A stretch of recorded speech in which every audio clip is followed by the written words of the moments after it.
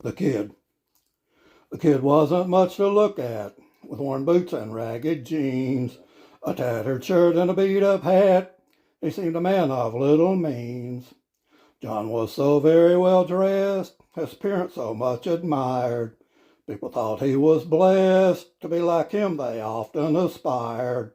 You should never judge a book by the way its cover may look.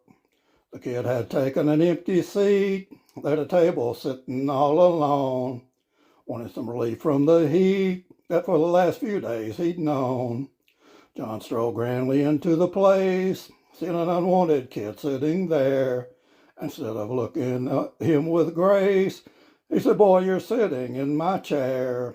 You should never judge a book by the way its cover may look."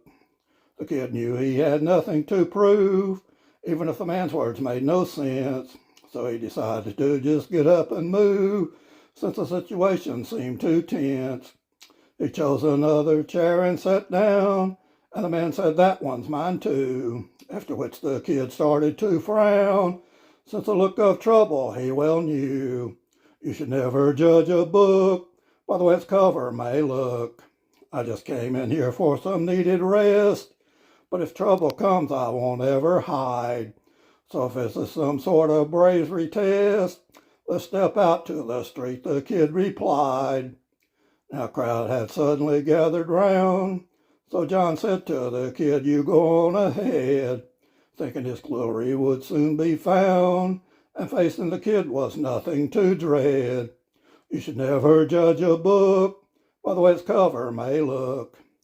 John knew he could draw his gun very fast, as he had done more times than a few.